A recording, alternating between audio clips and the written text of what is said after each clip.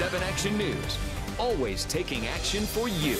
And tonight, the 7 investigators uncovering a major internal investigation within the Detroit Fire Department. A veteran sergeant fired, accused of showing up to the scene drunk 3 times the legal limit. And it doesn't end there. His captain is now under investigation and could actually lose his job for allowing it to happen. 7 investigator Jonathan Carlson with the exclusive details tonight. A veteran firefighter fired, accused of being drunk on the job, and now a high-ranking captain under investigation for clearing the firefighter for duty. We have a zero tolerance policy. Top brass responding tonight after the 7 investigators learned exclusively of the November 26th incident at this firehouse on Dexter Avenue.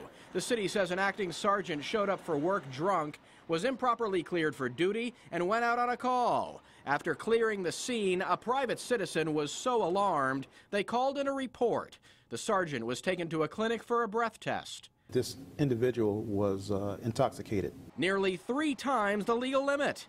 After 14 to 15 years, I believe. He was fired on December 3rd. The Detroit Fire Department says the sergeant was not driving a rig that morning, but nonetheless, It's very concerning because anytime a first responder, firefighter, is under the influence while on duty, he presents a hazard not to himself, but his co-workers and to the citizens. And that's something that we can't tolerate. Fire officials say this is the 2nd firefighter to be discharged this year for being drunk while on duty. In 2012, the 7 investigators probed reports of rampant drinking amongst city firefighters. Previous union contracts were more lenient when it came to consequences for drinking on the job. Only recently could it result in immediate termination. But those in charge hope it doesn't get that far. Our goal is to try to identify these individuals before it gets to this point to get them assistance.